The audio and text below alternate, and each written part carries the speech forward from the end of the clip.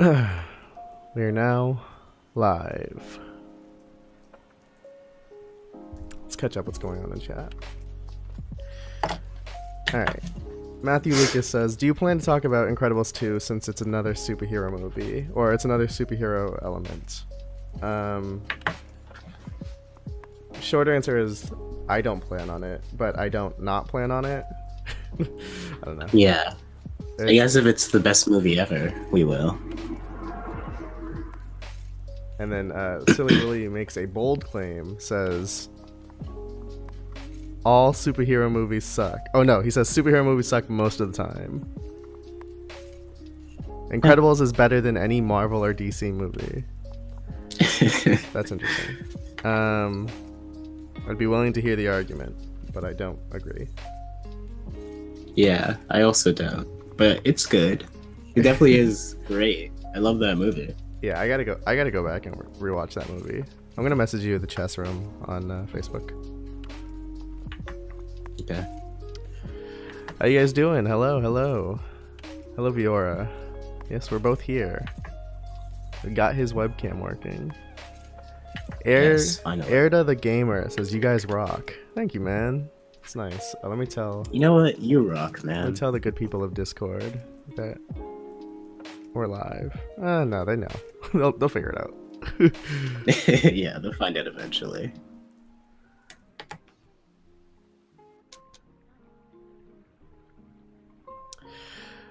Ixia says, sup Kato, love the analysis, especially the Death Note and Code Geass ones. Well, nice. Thank you very much. Thank you very much. I did prepare a couple things that I wanted to talk to you about Zero. I wrote them down on a little notepad right here.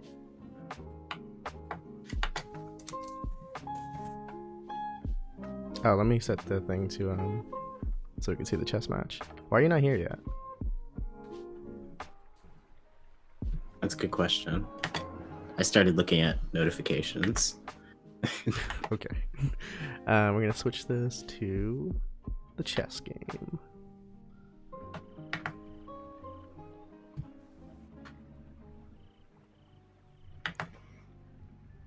Challenge accepted. Alright, Ixia says, really good content, wish some people would give their perspective more instead of the popular opinion.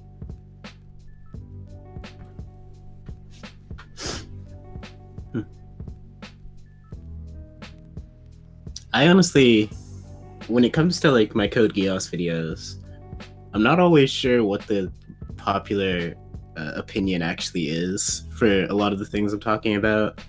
Like, I know what I've seen, but I don't know what's commonly thought in the analysis sphere about Code Geass. Yeah, I don't know either, because it's actually videos. I've actually feel like it's pretty mixed. I feel like a lot of people don't necessarily like the show all that much. But then there's also like, there's some, very smart people who are, really coming to bat for it. Like yourself, and then, Alexander makes Code Geass videos. So that's true. I don't know. Maybe I guess we might be a little outsider on this because I don't know what people are saying about this show. I mean, obviously Death Note is super appraised. Although, to be fair, even Death Note's really not popular, I would say, among the AniTube community. Like, there are specific people that I think of when I think of Death Note, but the average AniTuber seems to not be making anything about Death Note. Like, I think of Alexander does it. Like Duo Review has a bunch of Death Note videos. I don't think Mathwiz has never done one. Mother's Basement has done a couple, I guess. Not recently, I think. Yeah. But even Death Note gets more attention than Code Geass. That's why I gotta stand up for my favorite shows. For the little guy. Let them know what's going on. Like, no, Nier is good. You're all wrong.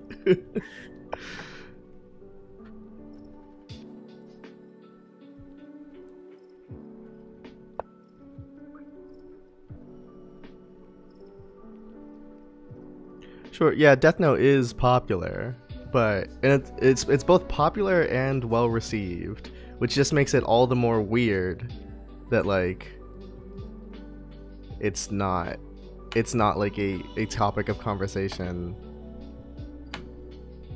very like highly.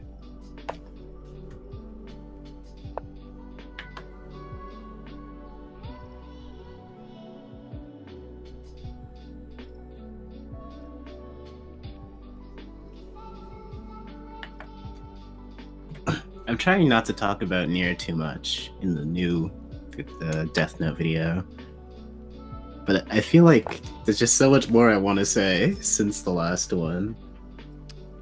Well, it makes sense, right? Well, I mean, to just give a very light preview of what the next video is. It does talk about the SPK, so it. I mean, Yeah, I guess it focuses more on the Japanese task force. Oh, okay. Never mind then.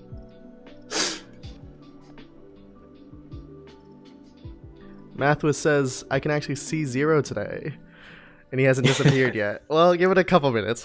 Who knows? You might leave on us. And congrats on 20K. Thank you very much, Mathwas. Oh, we broke 20K? Yeah, we broke it 2 days ago, I think. I didn't really say anything because I don't know. We had already decided amongst ourselves that 25K was the next milestone, so I don't know. It didn't really seem all that important.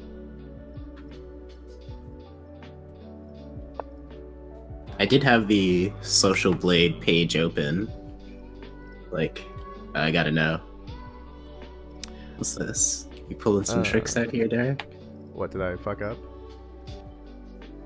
No, that may be a good move. We'll find out. Sandbagging. Thoughts on the Big O, if you've seen it. What's the Big O? I used to love that show. The Big O. 40 years back. I've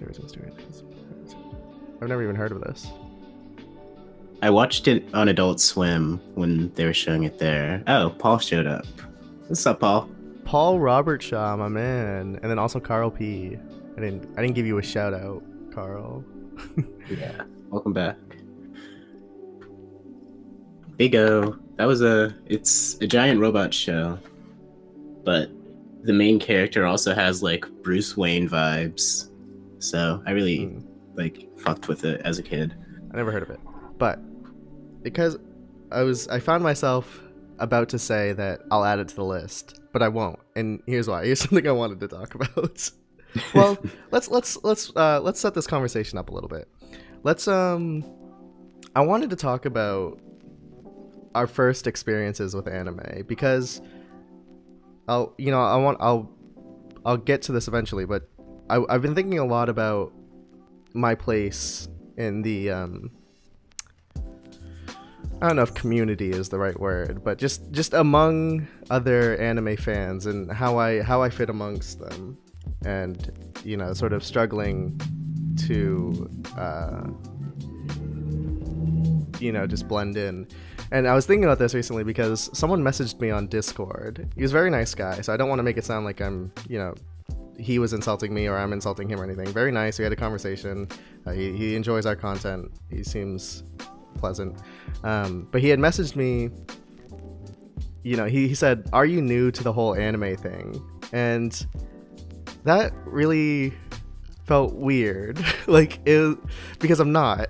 Because I've been watching anime pretty much. If you count like when I first started watching Naruto, I've been watching anime since like second grade, and then more seriously, I've been at least watching it for a couple years. So it felt weird because it also kind of feels like he was. It also felt not that he was implying this, but it felt like he was saying that your videos make it seem like you don't know what you're talking about, right? Because the message inherently implies that like you were coming across as naive or ignorant to the anime sphere. And again, I want to preface that he's a very nice guy, so I don't want it to make it seem like he said anything bad at all. But yeah, he said that, and that got me thinking about like, you know, I clearly don't watch anime as much as the average person who watches anime. So I just wanted to, you know, take a trip through memory lane to talk about, you know, how we got here in terms of, you know, watching the good old Japanese animes. So what was your first? Honestly, I don't really remember my first. If I had to guess, I would say it was probably Akira, because my mom really loves that movie. That was the movie that sort of like got her into anime, and she just sort of introduced me. But there's also a decent chance that I just saw something on Adult Swim before that point, or maybe like a Ghibli movie. I wouldn't be surprised if Princess Mononoke was my first either. I didn't get to Akira until recently, actually. I watched Akira for the How to Get Your Friends into Anime video, so that you could actually trace back to when I first watched it. I was originally just going to say Naruto, but I think on the topic of movies, I think it might have been Spirited Away. You know, for a long time, I used to refuse to watch that movie with, you know, friends and stuff, just because I held that movie very, very dearly in terms of like a place in my childhood. So if it made me uncomfortable watching it. So it might have been Spirited Away, but but because I'm not sure, I'm gonna say my first anime was probably Naruto, and I think I watched it. What year was that? Maybe fifth grade. I don't know, one of the two. Yeah, I was watching. The reason I remember is because my friend used to tell me that I reminded him of Sasuke. So that's how I remember, because I knew that friend in elementary school. But I stopped watching. Let me check in the chat real fast. When's the next Death Note video? Soon. The next video will be on Death Note. We don't have a date on it yet though, but soon. Yeah. English probably Ghost in the Shell or Akira. Those are some. Akira, Ghost in the Shell, Love Hina, and Trigun. That's a pretty mature group of anime. Yeah, as I was saying, after Naruto, I don't think I really like took the step into watching a bunch of stuff until. Let me turn this down a little bit. My music. I don't think I took the step into the next anime until middle school, like 7th grade, so another like 2 years later. I don't think you necessarily got me into it, but you were hanging out with a bunch of people who watched Soul Eater, and because I was hanging out with you, you know, then by association. Listen, guys, these were middle school days. Yeah. So I don't even remember you particularly liking Soul Eater that much. I mean, you had seen it and I had talked to you about it, but like the people you were hanging out with were like, they were, you know, big Soul Eater fans, and you were, I don't know. It was alright. It was kind of like, I preferred Naruto at the time. Sorry, repeat that? I preferred Naruto at the time. Well, I still would. I don't really like Soul Eater all that much. I think it's very, I don't know, it's alright. It's okay. Yeah. But yeah, I did watch Soul Eater at the time. I got into it, and then from there, I think, well, actually maybe before Soul Eater, but like around the same time, like either right before, during, or right after, I had watched Death Note. I'm inclined to say that it was right before Soul Eater. I watched the first episode of Death Note and then put it on hold until after I finished Soul Eater. So yeah, I mean, this is I. So you could already tell that I'm pretty much from the beginning. I had already set up this idea that I am like, as much as I enjoy anime, this I'm going at this slow. You know, like I am not. It's been 2 years so far in the timeline, and I've seen 3 shows. And then I don't know what happened from there. I think from there I like started watching very little, just like sporadically. I'd pick up a show here and there, but for the most part. After we stopped hanging out with those people, I kind of just went away from anime for a long time, for like 4 years maybe, maybe less. I don't know. And you know, I'd still watch a show, like one show here and there, if like there was a specific reason to. Like if Zero was like really recommending something, I probably would have watched it. But largely not really getting into it. I was at this point, early to mid high school, I was starting to really get into movies and stuff like that, you know, just sort of watching a lot of film. But, you know, then we go into junior, senior year, I started watching anime again because, you know, we had expressed interest in doing a channel, so I was like, well, let me get back into this thing. And at that point, I basically just went on Crunchyroll and just started going through stuff. And I think I don't know what my first was, but I remember messaging you the first time I like really got hooked onto another show. It was Haikyuu. So now we're talking about like this is a year ago. So wasn't Death Parade before Haikyuu? That may be right. Yeah, you may be right about that.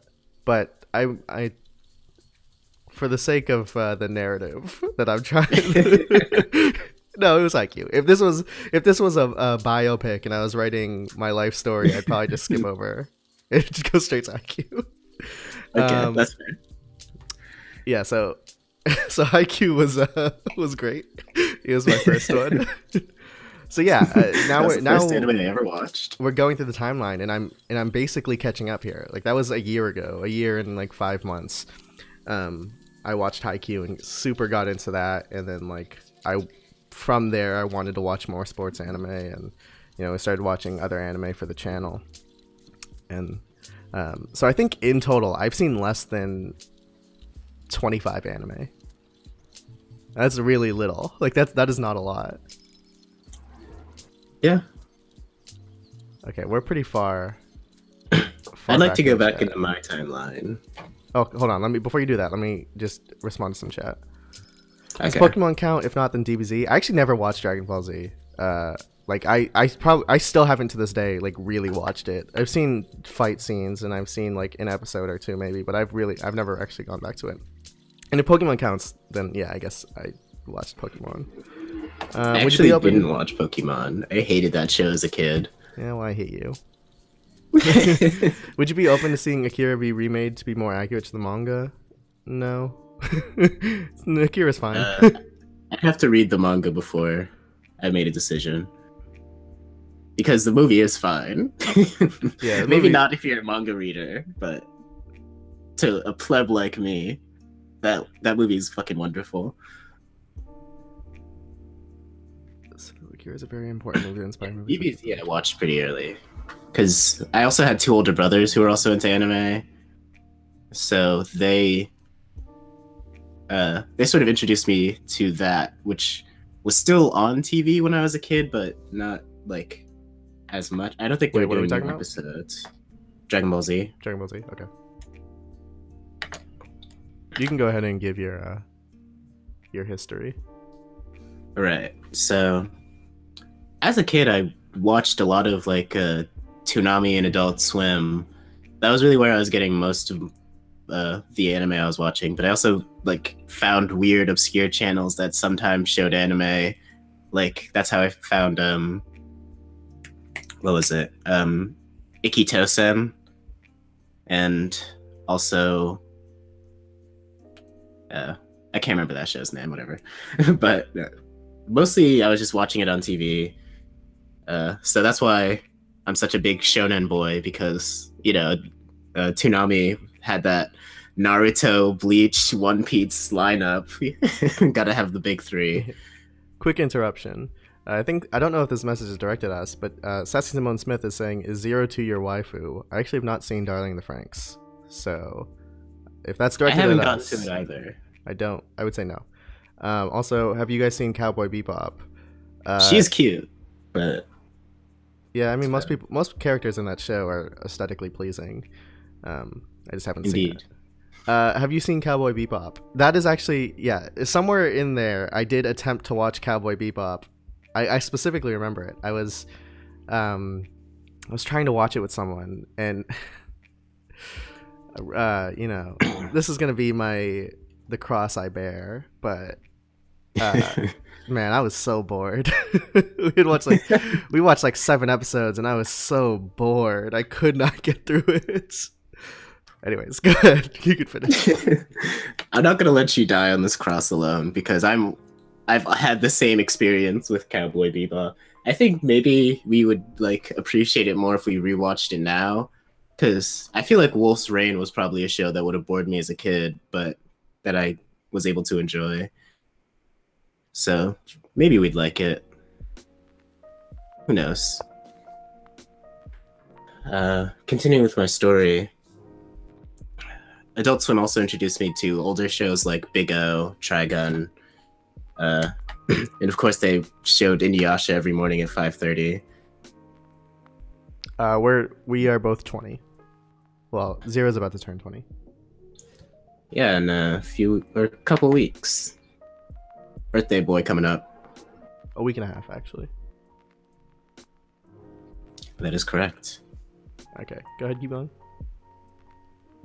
I guess everything changed when I got onto Facebook and started talking to strangers online, because they hit me with those new recommendations, new websites to start watching anime on. That really expanded the universe for me. And I guess I sort of fell off around like the start of high school. Was there like a notable recommendation like from that sort of sticks out? Well, there's not one that I like to this day am still in love with, but I guess a notable one was like Black Butler. That's the one that sticks out in my mind. That's something I've been meaning to like watch, not because I think it's like something I'll like, but it does sound like it could have been good. And I just have this feeling that it's not. I'm not gonna I haven't seen it. I'm not gonna say anything about the people who like it. I'm not like no judgment being made, but it does like just the word on the street. It doesn't seem like it'd be that great, but it does sound interesting, and I wish it is something that I'll like. I have mixed feelings about that show. I mean, even when I was watching it, like as a young teen, I was still like, okay, parts of this are a little much. But I don't know. I guess I overall enjoyed it because I liked the show afterwards. I don't know if I still do. Local Man Ruins Everything. Stuff I found by myself. Hold on one second. Local Man Ruins Everything says, have you guys watched Monster? He has, and I have watched the first 3 episodes, or first 4 episodes. I have seen Monster. I didn't see it on TV. When did you get to that? That was only when I was like 17. Oh, okay. So that's relatively recently. So where are we in the timeline right now? This is what, 7th grade? Well, I was getting into high school because that was sort of when I like stopped watching as much anime. Just because, I don't know, I like stopped finding new shows that I found interesting. I was kind of just rewatching the same old ones. Like that was when I was rewatching Death Note and Code Geass like a billion times, and also Desert Punk. Desert Punk we actually had on like a box set. Yeah, I remember being shown that one.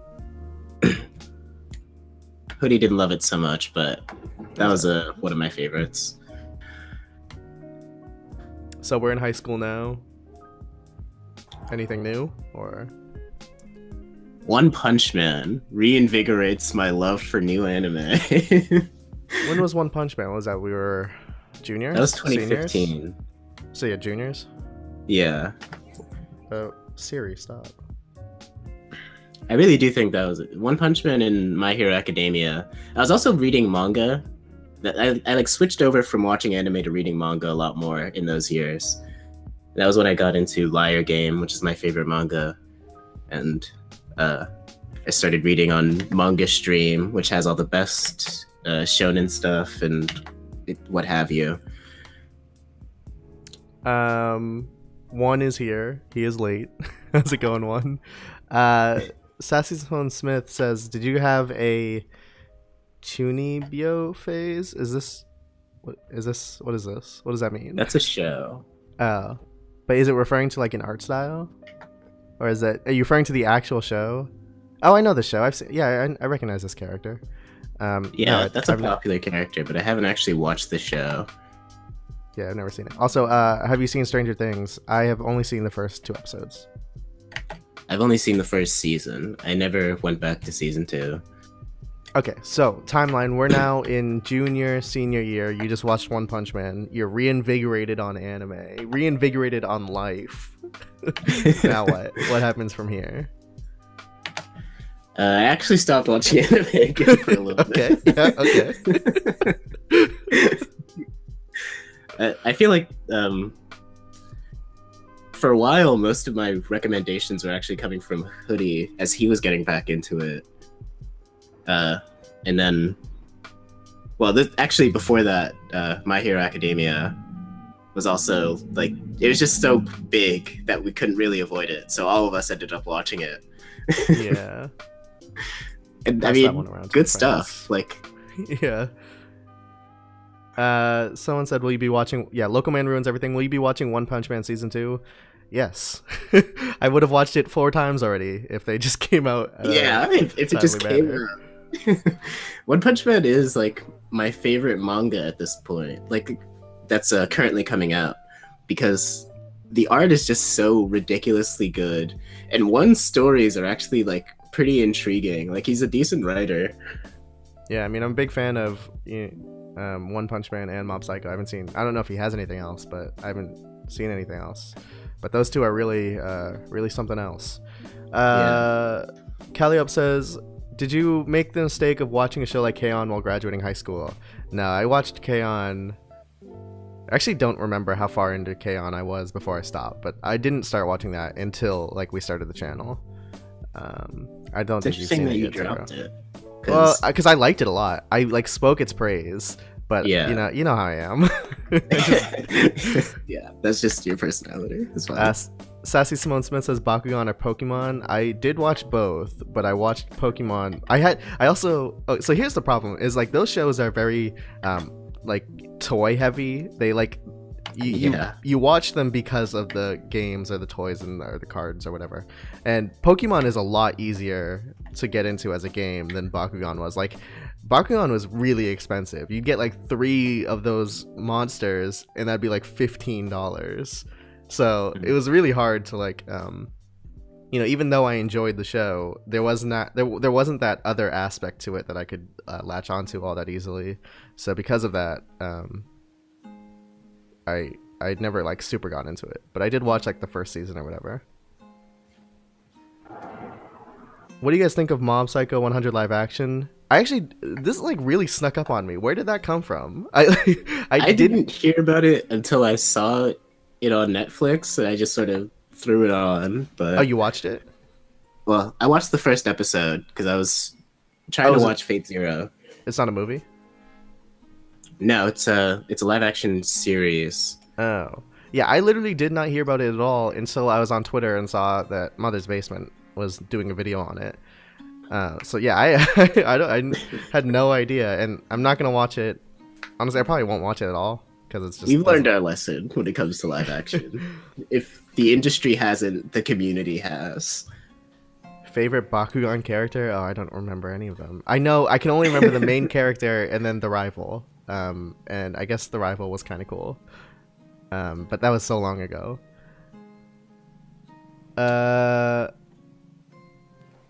where were we? Did you finish your timeline?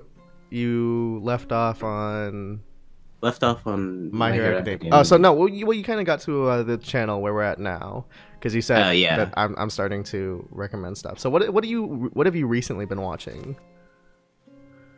Um, I haven't recently been watching anime. I mean, besides stuff we're watching for the channel, Yeah. like I haven't really been seeking out anime on my own. Mm-hmm. I do Well, have some stuff lined up. that is kind of why I brought this up, is because, to go back to where this all started, I've been thinking a lot about anime and, how much we're watching, how much we're not watching. And I think I've been putting a lot of pressure on myself to watch more. Like I had said that whole thing where I was like, I'm going to watch every anime of the season this season. And I started doing it, and it just became so laborsome to try to get through this stuff. And I don't know. I think what I'm going to try to do, and I've talked to Zero about this, and I've also sort of talked to the Discord about this, but only a little bit, is I think I'm going to step away from anime series, and instead I'm going to try to just venture into the realm of film, like anime film, because I think it's a relatively untapped market, to say. Like, not many people, like, I asked the Discord, what are some anime film you guys would recommend, and only Anbu said something. Everyone else was like, I don't know. I don't watch any anime film, which is weird because, other than the Ghibli stuff and Your Name, like, Yeah, I don't even have any like anime film recommendations.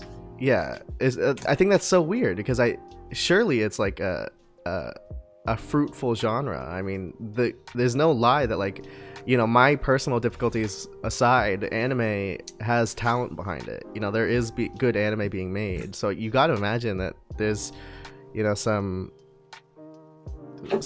good movies out there, right? I mean, In the Corner of the World, what is that? Let me look that up.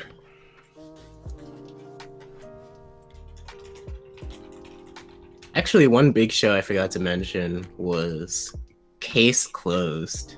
That was absolutely my shit growing up, and still kind of. I like rewatch old episodes instead of watching the new ones that are still coming out. All right, I have added In the Corner of the World to my list of anime films to watch. This is a list I'm a lot more comfortable with, because I watch films like nothing. Like, I'll watch 4 films a day, and that's kind of what bothers me about the anime thing, is like, I cannot binge it. I don't know why. Like, I'm watching Fate Zero right now for a review that's going to come up in a couple days, and it's taking me a long time to get through it. And it's not necessarily that I don't like it, but I will, spoiler on the review, I don't think it's great. But even shows that I really enjoy, the only show that I like binged was like Haikyuu, and everything else, it's always like I can watch 4 episodes a day. Meanwhile, with movies, something about the compact storytelling, where it's like everything is started and ended within 2 hours. It's so much easier to get through, so much easier to remain attentive to, so that I could watch a ton of movies in one day. Yeah. I also have difficulties with binging, at least new shows. I think it's partly because of the way I where I don't entirely pay attention. Can you hear me?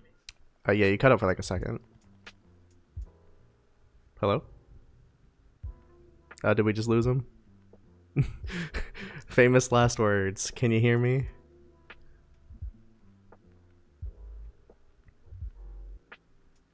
Silly Willy says, I remember Fate Zero being alright and the rest of the Fate series being garbage. I haven't seen anything else in the Fate series, so I'll preface with that. I don't want to talk too much about Fate Zero, just because, the review is going to come out, but I'll say it's underwhelmed me so far.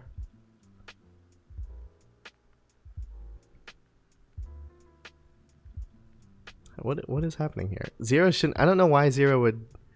Usually when he disappears, it's because he's on his phone and his phone dies, but he's on his computer right now, so I don't know what happened. Redline is an amazing anime movie. All right, hold on. Let me look it up real fast.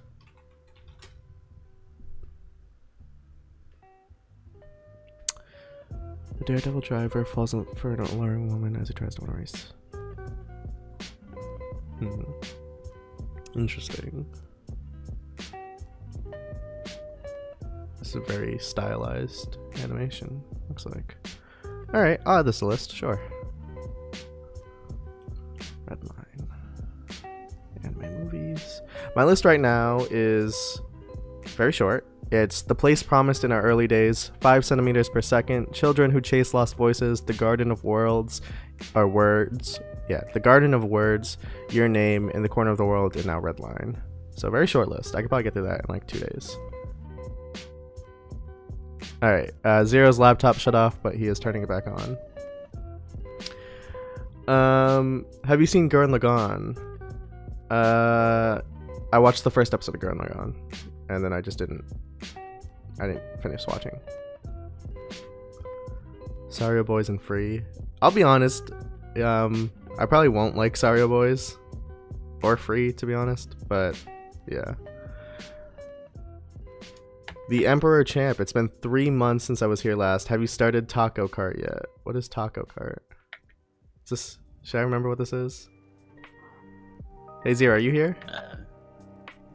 I do not remember what that is, and I am Taco here. Cart. I feel like I vaguely remember it. What is Taco Cart? I remember us joking about it. It's not an anime. Like we had.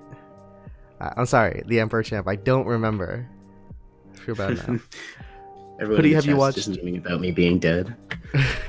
Hoodie, have you watched Mr. Robot? Yeah, I watched like most of the first season. But I that is as much stopped. as I've watched as well. All Shinkai films before those last two. Yeah, I think the person who recommended to me like just said watch Shinkai's work and then gave me that list. Welcome back, by the way, The Emperor Champ. I was given a promise about you two starting a taco cart in my name. Okay, well listen, that's like a business move. You know, we need more than 3 months for that. Yeah. we need to get some startup. Yeah, it has nothing to do with the fact that we forgot about it. Yeah, I mean it's in the it's in the it's moving. It works. Did I just get a message? What was that beeping noise? Oh no, that was me. Oh. 0x02. So yeah, that was just kind of why I wanted to talk about anime for a little bit. That's your daily dose of anime. The other thing I wanted to talk about, Zero, was I recently made... Why is my phone not working? Hold on. Let me fix this. My phone's like just not even... I think it's on, but it's not showing a screen. Hey Siri. Maybe not. Oh yeah, it's on, but it's not. I'd like to ask the chat. It looks like there are currently at least a few people you've seen before. Mostly, it seems. So, how many of you guys have seen the new D&D video? Yeah, that one has done surprisingly well. But I don't think it's because of like... I don't think our audience has seen... I haven't checked the analytics on it, but I don't think it's like did super well with our audience. I imagine because it's D&D and not anime, but it surprisingly did better than my Legend of Korra video, my last one at least. So, I don't know. I got some support from the Critical Role community. I was just wondering, like, how many of our fans are actually checking it out. Yeah, I don't think many. But I did want to talk about it for a little bit because, well, we got some... yes, Brian Lowe. It's a good game. We should play it. Although it's the hard part about D&D is that like it's not. It's a game that. How should I put this? You really need someone who plays the game to show you the game. Now, not necessarily. You could pick up the book and try to learn it because the way the game works is you need someone to build the world. They're the dungeon master. They need to build the world. They need to know a basic idea of the rules, and they need to construct events, and that is significantly harder to do if you don't know what the game is already. So it's kind of like, yeah, it kind of not requires but nearly requires someone who already plays the game to show you how to play. Because of that, it's kind of hard. The only real solution workaround to that is to either want to play online with like there's like a site called Roll20 that you could use for like groups and stuff, or there's like local game stores might have it, but I don't personally use those, so I can't really attest to it. So it's kind of a hard thing to get into, but it is at its peak, it is a lot of fun. And not even at its peak, as long as it's not bad, it's fun. But it can be bad. But I wanted to, after I made that video, I had a couple people. Silly Willie says, I remember the flame you got from the lock video. Yeah, I remember it too. We don't forget. Thank you, one. The video was made with the idea in mind of like, this is for you guys, you know. So like, even if not you guys, but like, even if a lot of our audience didn't watch it, it was made for the idea of like, this is for someone who hasn't seen Critical Role or hasn't played D&D, and hopefully they still enjoy it. So I hope it made its way through to people who might not understand or might not have been familiar with content like that before. But after I made that video, a couple people sent me on Discord, this YouTuber who like does animated, they tell their D&D stories and they animate them, you know. And then, you know, that's a fairly common thing. A lot of people do that. And like I watched a couple Pro Jared videos where he talks about some of his D&D stories. And I kind of wanted to talk to you, Zero, about, because I started thinking like, man, we should do that. We should tell our D&D stories. But I don't think we have any. Like, I don't think we have any good ones. So I kind of wanted to go over like the history of D&D with me and you and a group of friends, because it's a relatively short one. It only started in junior year, maybe senior year. I don't really remember the exact time. But thereabouts. I remember I one day I just got like super. I don't even really know why. I was thinking about Dungeons and Dragons, and because I think if you don't know anything about it, it really doesn't make sense. Like, what is this game? So I was like, like where's the game part of this? So I was like on YouTube looking up like celebrity D&D because I wanted to watch someone play, but in order to like get into it, I wanted to have it be someone I knew. Now nowadays there's like a video with Vin Diesel, or like there's a dude from Game of Thrones who's done it, and there's like a bunch of celebrity games, but at the time there really weren't any. At least I couldn't find any. So I was like, I'd been scouring YouTube for videos of people playing D&D, and I couldn't find anything that would like really explain it to me all that well, or that I could really super get into. But I knew that one of our friends, I'm not gonna say his real name because he might start a YouTube channel. So the name he wants to use is Kaiser. Our friend Kaiser, he plays D&D, or I knew this at that point. So I went up to him and I just said, you know, I remember my exact words. Not now, but some point in the future, I'd like to play D&D. And then I said, not now, though. And then the next day, he shows up. He says, so, are you ready to play? So, you know, he basically immediately, no matter, despite the fact that I didn't say that at all, he immediately starts planning. He's like, let's put a group together. Let's find some people. I think this person would like to play. So, but you know, initiative, baby. Yeah, I mean, I respect it a lot, but you know, even though I said not now, I just, you know, we went with it, and I was starting to get really excited about it. You know, as we started putting things together, I got super excited about, you know, getting into character, because we knew Kaiser and we knew the other people playing through theater, so like we always had that sort of you know, role playing blood in us, and it seemed like it would fulfill that hole in my heart. And so, you know, I remember talking to you on the way home from school one day, you know, talking about how much I was looking forward to the game and how much I thought it was gonna, you know, really benefit us. And, you know, I think it didn't end up panning out all that well. And the weird part about that is the game went really poorly. Like, we played for 2 years, and we still, to this day, like, constantly talk shit about that game, you know, like, about how bad it was. You know, that we still hang out with the group of people we played, and we still play D&D with them, actually. But you know, we still to this day talk about like what a failure that campaign was and how miserable it could be at times. But despite that, I still ended up really falling in love with the concept of D&D, and like I've reread the player's handbook. It's like 200 pages. I've reread it like 20 different times. I've memorized all the rules. Like made hundreds of characters at this point that I'll never use. So I don't know. D&D has like a weird place in my heart. I just wanted to I don't know. I mean, our stories are inherently linked, so I'm sure you I mean, you don't have that much different, but I was wondering what your take on that was at all. Well, first let's say bye, the Emperor Champ. Thanks for, stopping in. Oh, peace out, dude. I mean, you more or less, I don't think I was, like, because we made our first characters together. I don't remember if that was before or after you had approached Kaiser, but I guess it would have been after because you weren't intending to play beforehand. Yeah. So I was one of the people dragged along. Trying to recall. Well, I don't. Would you have defined it as dragged along?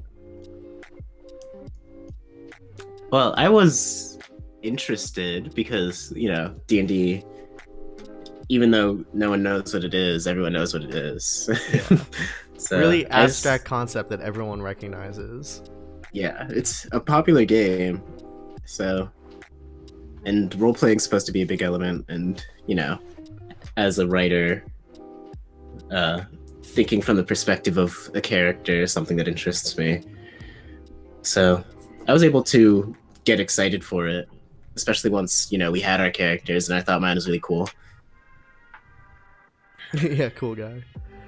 Yeah. We made twins at that point. I remember talking to Mary. I just said his name. You only said the first syllable. It's fine. I remember talking. He has a cool name, so he could have gone by it, but he doesn't want to. So I remember talking to Kaiser, and I was like, "Listen, I don't care about this combat. I don't care about this any of that story stuff. I want put all my stats in charisma. I'm trying to get laid." So that was pretty much the epitome of my character. But we did make twins. Me and you, we made characters that were brothers. They were dragonborns. Indeed. But yeah, I really maxed out my charisma, and I remember the first thing I did. We were at like well, not the first thing, but one of the first things I did was trying to approach this. I think it was like a butcher. Just trying to seduce her. Anyways, yeah, I just wanted to talk about D&D for a little bit. We don't need to dwell on that topic too long. Scott McCall says, "I loved your videos on Avatar and Korra." Thank you, man. I also like them. You're one of the few, though. Me and you are part of an elite club of people. I got a message from someone today on Discord when I logged in, just saying, "Your Code Geass videos." I was like, "Hey, thanks, man." Wait, hold on. Did you cut out there, or did they just say your Code Geass videos? That's it. They didn't say like I like them.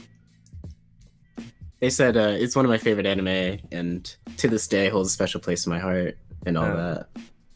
Okay. Hey, that's nice. Yeah. Just thanks for the compliment, man.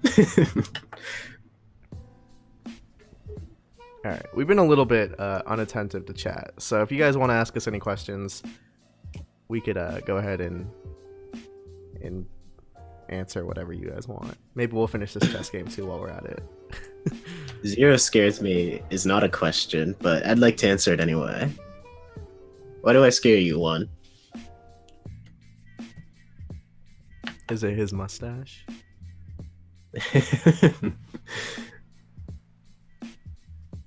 Afraid, but I just want to know, like, what set you off.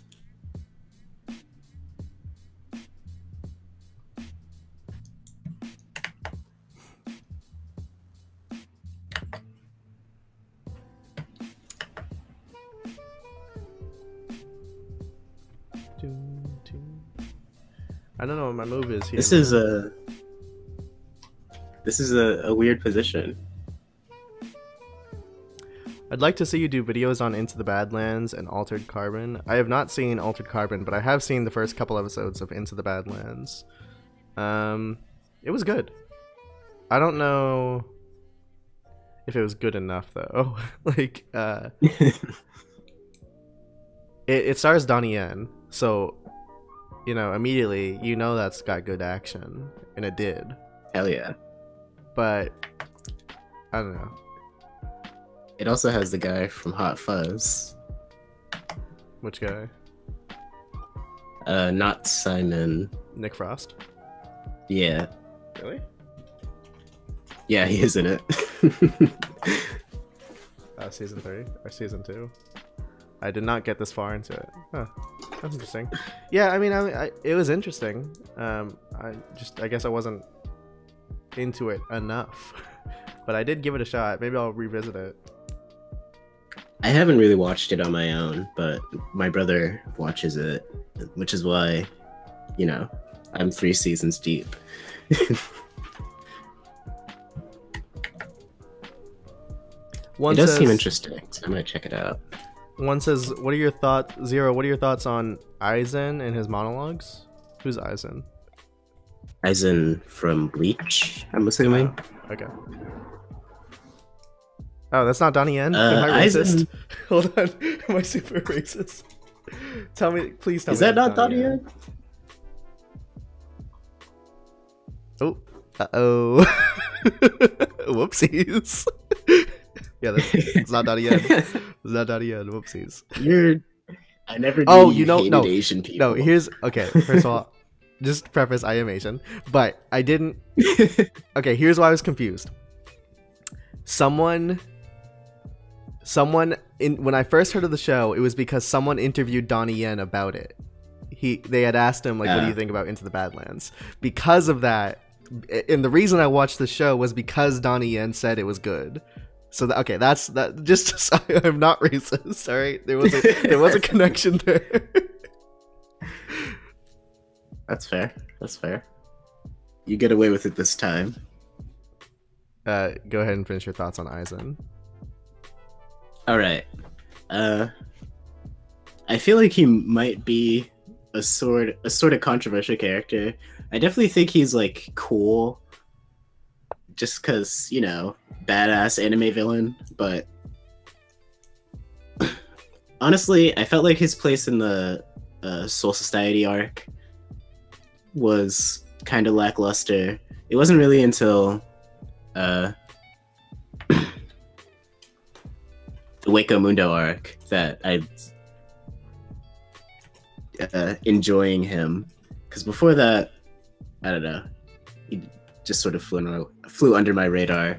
And after that, I mean, after the whole Waco Mundo arc, in my opinion, Bleach was never the same. I never got the out of it. But Aizen was always something that was at least like kind of badass whenever he was on screen. So I gotta give him that much. Carl P says, so you never finish anything, you're killing me. Well, that's true. That is true. We do not finish many things. We finished stuff. I have what finished. Did we not finish? He's talking about Into the Badlands, because I didn't finish that, but I assume so. Yeah, that's part of what I like about movies. Very easy to finish. Especially with shows that are currently airing. Not only do I need to, be interested in the show, but now I need to be interested enough to like remember every week to watch it or whatever. So there's trouble with that already. Thoughts on Avengers Infinity War? We did talk about this a little bit, but in the last stream, but it's really unfortunate because I really wanted to clip that out and post it because I want our thoughts on the movie to be out there, but you had been cutting out during that whole time, and I don't know.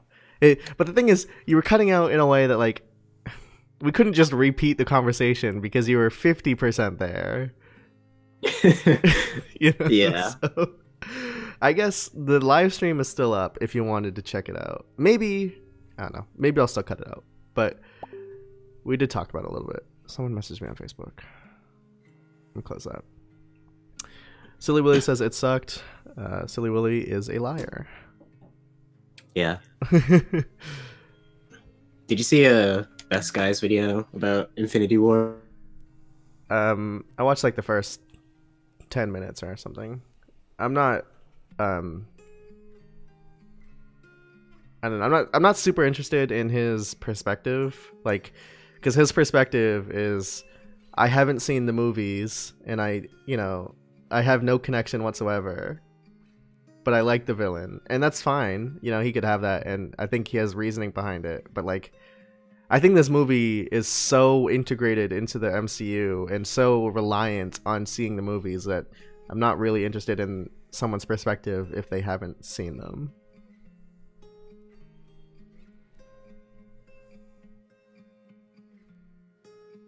Are you dead? Hello? I guess Zero's dead again. I don't know why. One, Owen Hoodie, can you read manga if it's colored? Because the first 750 chapters are colored. Just so you know. What are we talking about? One Piece? Hypothetically, I could. Well, I mean, I could. I could read it even if it's not colored, if I really, like, put my mind to it and wanted to.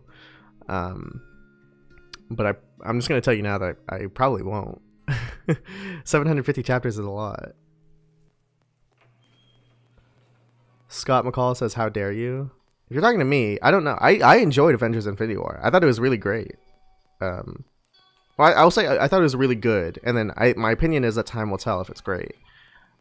Silly Willis says, I can't explain why the movie is bad. There isn't enough text space to allow me to. Here, go to notepad.pw, type it up in there, and then send the link to that. And then I'll read it from there. Oh. Possibly. I don't know what happened to Zero. I don't know why his laptop keeps shutting down. Maybe it's overheating.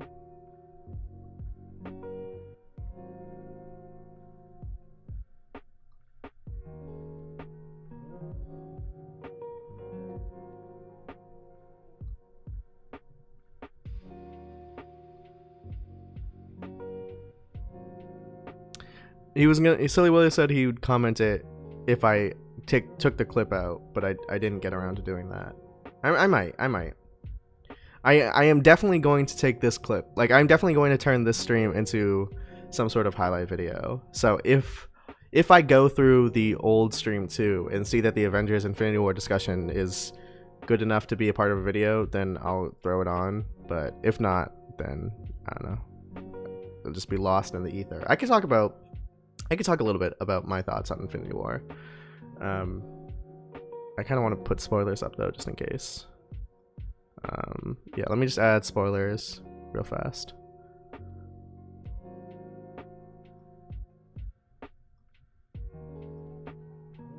Spoilers for Infinity War.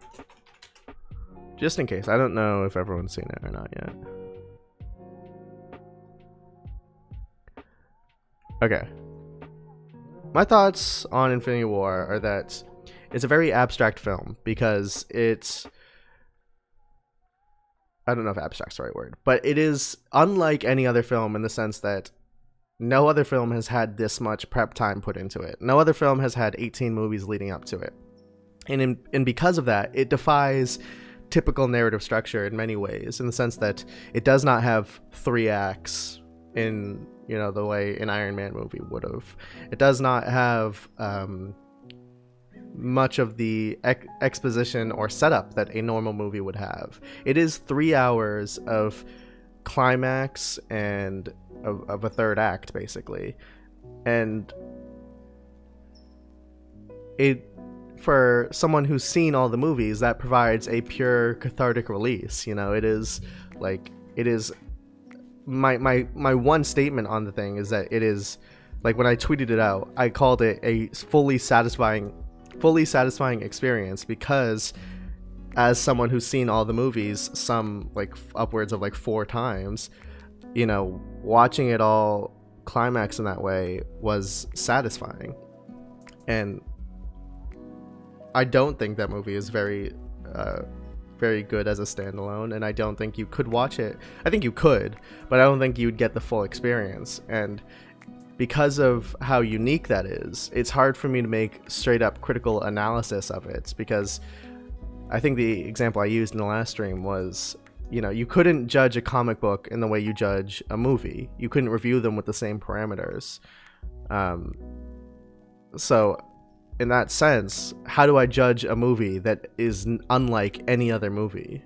It's like truly new. So I think in time, when other movies are able to accomplish this long running franchise type thing, and they're able to, you know, have a similar setup, then I'll be able to pull on those movies as comparisons, and I'll be able to analyze in that aspect. But until then, I can only go on raw feeling, and my raw feeling is that it was enjoyable. Now, I'm not without my complaints. I think, you know, when going into this movie, I had said that, you know, going to this movie, I had said that I don't see a way that they could pay off every character, just because there were so many characters. And I think that was, it was better than I thought it would be in that aspect, but it wasn't perfect. I think, for example, Captain America did not get as much time as he probably deserved. You know, I think of Captain America as literally the best character. Hold on one second. I think of Captain America as the best character in the MCU. He has had the most interesting movies. He's had the most interesting arc. He's, you know, has the most to say as a character, I think. So in that aspect, I really wanted to see him, you know, really shine in this movie, but he pretty much did nothing. He had like 2 talking scenes, not literally, but he had, you know, the scene with, you know, Rhodey at the beginning of the movie, and I can't remember any other ones, but yeah, so I don't think it was perfect in any noticeable way. Oh, Zero back? I have revived. Welcome back. What happened? Did your laptop shut off? Yeah, it actually died that time. I thought it was charging, but I need a new laptop. Turn that video off, by the way. Oh, whoops, my bad. Scott McCall says, if I become a patron, can I request a video for you to do? That's a tricky question. Here's what I'll say. If you become a $15... Okay, so here's what's guaranteed. If you become a $15 patron, you can request an anime for us to review. That's not our normal video. So if you want us to do a normal video on it... I don't want to say no, but... See, the problem is I don't want you to give us money and then not be able to deliver on what you want. Because if you want us to do a video on a certain topic and we have nothing to say on it, then we'd have nothing to say on it. But if that's okay with you, if you acknowledge the fact that, you know... No, I'm just gonna... yeah, I'm just gonna say no.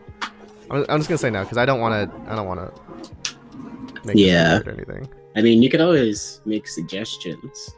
Yeah, I mean, if you have a really good suggestion and just give it to us, then there's always a chance we might do it. Yeah. I can't think of an example of a video we've done on suggestion before, but it may have happened. What's up, Onwu Black Ops? I just see MCU like any other long-running story, example One Piece, and sure, movies are different from manga or comics, but I don't see it as groundbreaking. How do you not see it as groundbreaking, though? Like, it is literally groundbreaking. Like, in the sense that no other movie has done this.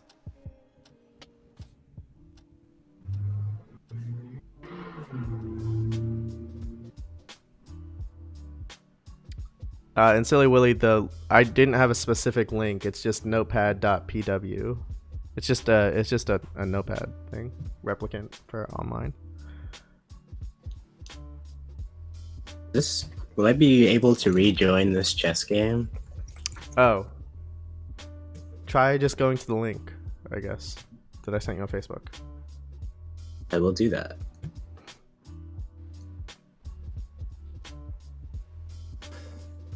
How's it going, Mist? Hey, Mist.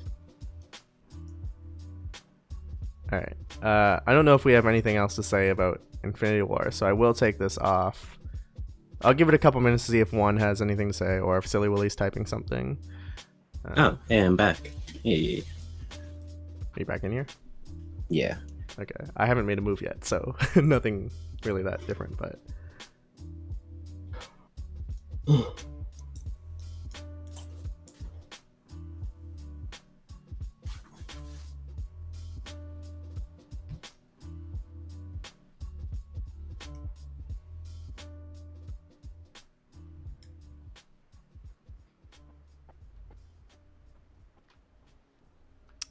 I don't know what to do here.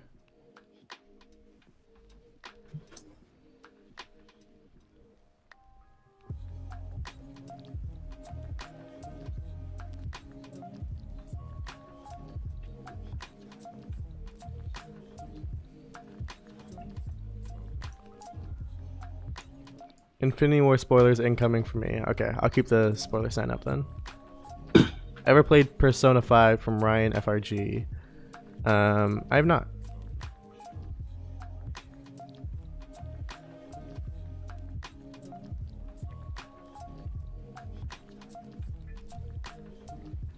One says it's just that I've seen it done in other mediums so often that I'm not like OMG. Okay, so your comparison, so basically you're saying that sure, movies haven't done it, but if you just consider this like a TV show, then it has been done. Let me think about that. Let me think about a counter to that. First, Silly Willy says, never mind, it barely let me post the first 2 sentences. What do you mean? Are you trying to type it in chat? Because there is a limit, so I don't think it will say that, but... I'm telling you, man, just if you just go to notepad.pw and type it in there, I will click on whatever link you sent me, so... or I guess if you want to send it to the Discord, maybe, and put it under like content creation or something. I don't know. Whatever. I don't know. Get the message to me and I'll read it. That's all I can say. All right, but to one statement. Could you consider this a TV show? I don't think you could necessarily.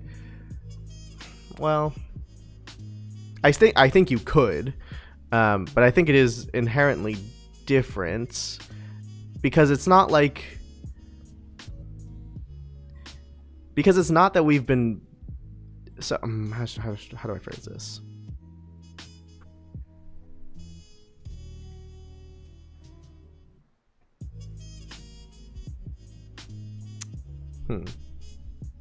It's an interesting point. I think it is an interesting point. I don't agree with it. I'm just trying to put together my words on it.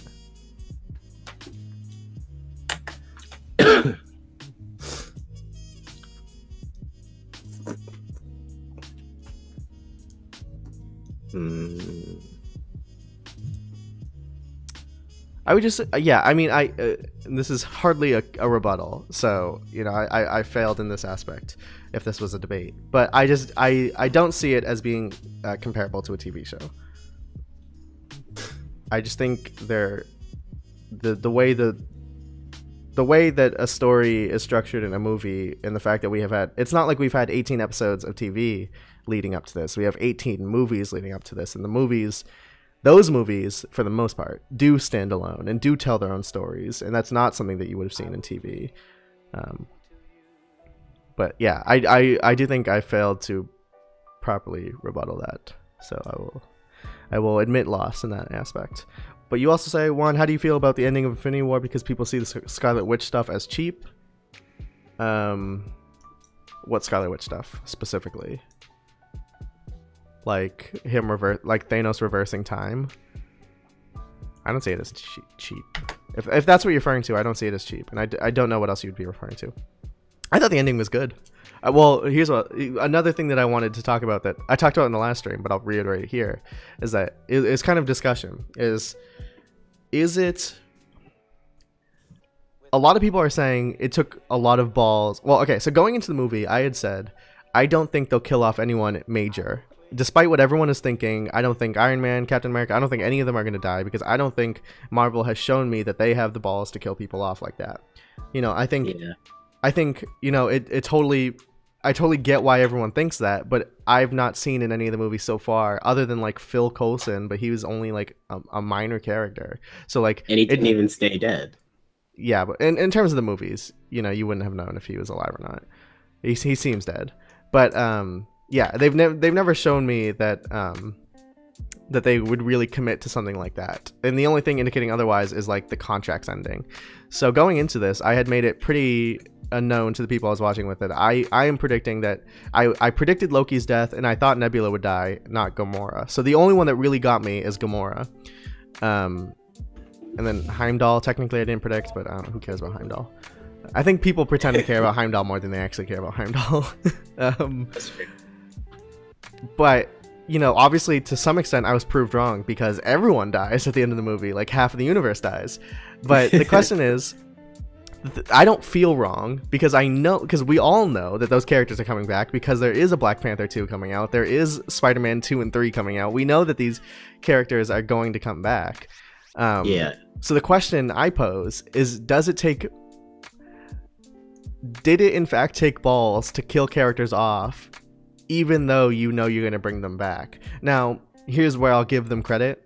Not everyone knows they're going to come back. Like, I know, and I'm sure a lot of us know, but in the theater, you know, I distinctly remember hearing people go like, what the fuck? Because like a lot of people, the average fan, is not aware of like these release dates. They're not projecting five years ahead to what's coming.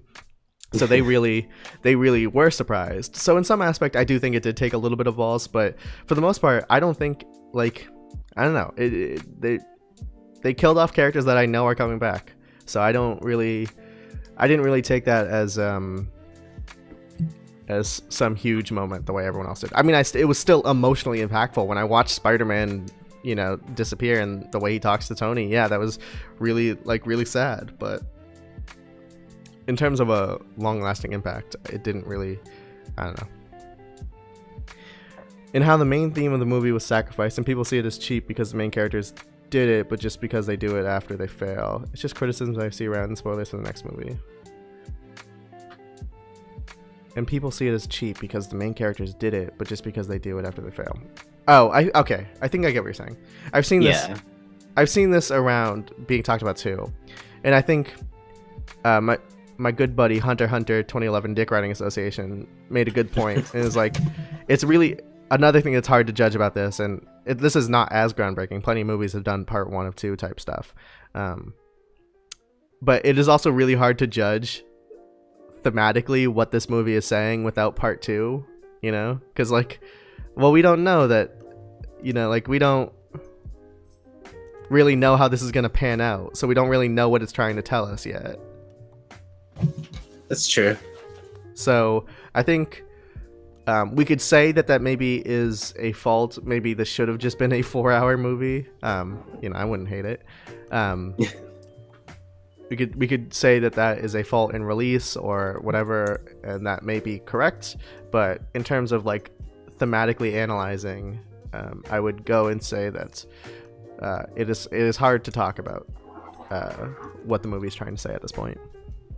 Damn, this movie was like 3 hours long already. I think it was 2.5 technically. It was like 240. That's what it said when I googled it just now. It won't allow you to post any links. Hold on, let me see if I can fix that.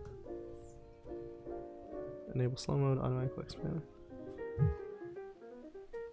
Can you just send it to us on Discord? I don't know how to allow links in here. What is QD6? That's a chess move. Are you talking to me? I was just asking people in chat what they thought about it.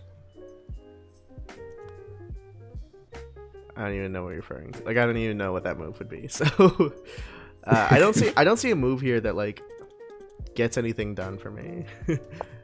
Like that is the move that doesn't cost me anything right there.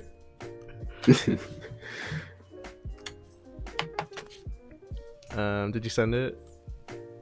Silly Willy? Send it to the boys.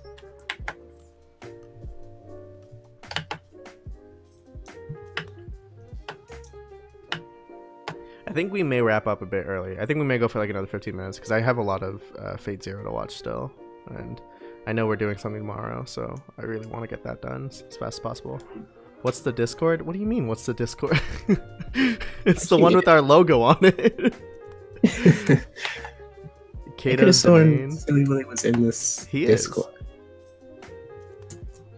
I know, because I know which one it is. I know which one he is because it's also another hentai pic, isn't it? Am I wrong? Silly Willy, are you not actually in there? I feel like he was, like when you first. I don't know. Maybe I'm wrong. When he does post it, can you grab the link and send it to me on Facebook? Because if I exit out of, I can't move my Discord, or else you'll get rid of your camera. We're watching all of Fate Zero. Yeah. I heard there's a new Fate movie. I think Anbu just did a podcast about it, but honestly, I think it's like Fate Stay Night or whatever. Fate Stay Night, Heaven's Feel or something. I want to watch Fate Stay, Fate Stay Night because Sam Riegel voices the main character, and I like Sam Riegel. But you know he's in my Critical Role video.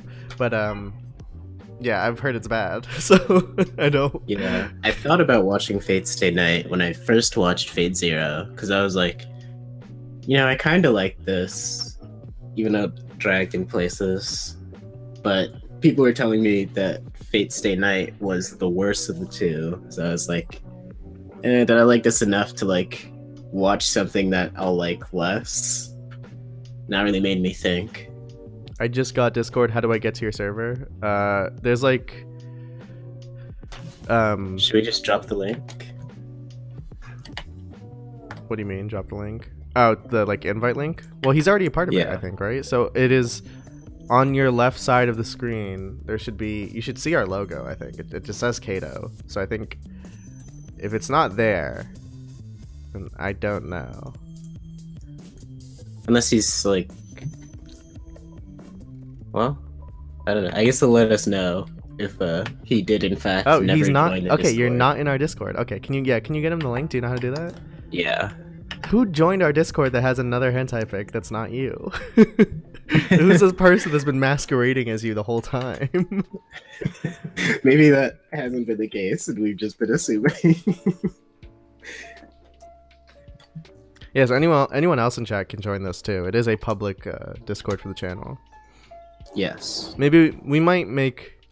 I don't want to. I'll just say this now because I don't want to rule out the possibility in the future. We might make a private like Patreon Discord sometime in the future, but only if like this one becomes really, really crowded. So far, it's like, we don't have a huge audience, so the, we have like 12 people in here or whatever, so it's nice and cozy, not too bad. But if it ever got like really wild, then we might set up a. It's your boy, Crusty Wet Sock. How are we supposed to know that's Silly Willy? Yeah. Why are you guys not just universalize your names? Yeah, I've been doing that for years. But I also have like 6 different universal usernames. Right, can you grab the link and then send it to me on Facebook? I have done. Okay. That's a long one. Alright, so this is from Silly Willy. You got cut, Silly Willy? Sorry, I didn't mean to cut you off. The poor character writing / acting. I generally found the acting not very compelling with the exception of Chris Pratt and Robert Downey Jr. Now, Loki gives up a stone to save someone he has tried to betray and kill multiple times. We also get a quite comedic reaction from Thor with his mouth clamped shut after Loki's death. Loki giving up the stone to help Thor is out of character and illogical both on an emotional and logical sense. And to say he was changed would only be an inference. Saying he hasn't is also one too, but there's more evidence to support he hasn't. He's deceived Thor in every movie he's been and tried to deceive Thor twice again in Thor 3. Loki succeeded in deceiving Thor by taking the Tesseract without telling Thor. I don't think Loki would have kept it a secret if he didn't have negative intentions. Thus, giving Thanos the stone would not make sense emotionally and also not make sense logically because they're giving him more power to kill more. Even if Loki knew they were going to die, keeping the Tesseract, which seemed to be in a different dimension or under spell, would be advantageous because it would make it harder for Thanos to get it if he could get it at all. So, I will agree with you here. Sort of. I do think it was dumb. What Loki did was very dumb. What I expected to happen, because I did did go into this predicting that Loki was going to die. Here's what I expected to happen. I knew Thanos was on their ship because of where Thor Ragnarok ended, and I knew that somehow Hulk and Thor would need to get away. What I expected to happen, what I think would have been better, is if Loki just bargained for their life. If he, well, even in your line of reasoning, that wouldn't have made sense either. But I think the reason that the way that Thor and Hulk got out, I am not happy with. And I don't like the way Loki acted. And I don't think my solution is what you want, but I do think that I personally would have enjoyed the scene more if Loki somehow made the bargain for Thor's life of some sort, and that's how he got away. Because the current way it did it felt weird, and I thought it was a little cop-out. Next point is Gamora. She doesn't necessarily like Nebula and hates Thanos. Why does she care about them so much? They contradicted the previous movie's characterization. The backstory itself was terrible because she instantly forgets about her mother and takes a liking in that moment to Thanos. She has no reason to like him now after modifying her body painfully and also having an unfamiliar negative bond with her for her entire life, which is why she said she hated him. Some can say she made up with Nebula. Just because she made up with Nebula doesn't mean she cares for her, or at least not enough to risk the universe. We never get anything other than negativity shown in their relationship. It is cheap, forced emotional shock value. Again, it makes no sense both emotionally and logically. She is out of character and gives up the Infinity Stone for Nebula, who doesn't. She doesn't necessarily even like, only to give it to a person she hates and wants to kill, or at least should. Some could say she made up with Nebula. Just because she made up doesn't mean she cares for her, at least not enough to risk the universe. I disagree with that. Just because she made up with Nebula doesn't mean she cares for her, at least not enough to risk the universe. We never get anything other than negativity shown in their relationship. I disagree with that. That is contrary to the ending of Guardians of the Galaxy 2. Because they are more than made up by the end of Guardians of the Galaxy 2. They are sisters by the end of Guardians of the Galaxy 2. So I disagree with that. Tony Stark, the stupidity of the so-called genius Tony Stark. His plan was to go fight Thanos head-on when he already has some Infinity Stones, not to mention the three of them could barely fight his minions. He is also stuck on Titan. Well, that last point doesn't sound like a criticism. He is also stuck on Titan is not a criticism of the movie. The stupidity of the so-called genius. His plan was to go fight Thanos head-on when he already has some Infinity Stones. Well, okay, let me try to remember what the movie is. His plan wasn't originally to just go fight Thanos. His plan originally was just to go save Doctor Strange. Was it not? Am I misremembering that? That is why he got on the ship. And then once they were there, and it was him, Doctor Strange, and Spider-Man, then he thought he could fight Thanos. Now, you could argue that wasn't a good idea, but it did almost work. Sorry, what? Almost. Until Quinn... I can't move any of the chess pieces. Oh. I think I'm in here as a spectator right now. Oh. Okay, well, fuck chess then. Yeah, no, he did say he'll take the fight to Thanos on the ship, but that is not why he went on the ship to begin with. So like it wasn't like I'm gonna go fight Thanos by myself. It was like, let me save Doctor Strange, and then now like they had just beat the minion. They are with Doctor Strange, they're with Spider-Man. Now he's thinking like, okay, maybe this is the only option. But it's not like from the get-go that's what he was thinking. It was sort of like a dire situation that he entered in. What are you messaging me? Is this a new chess game? Well, I already said we're ending in like 7 minutes. Oh, I forgot about that.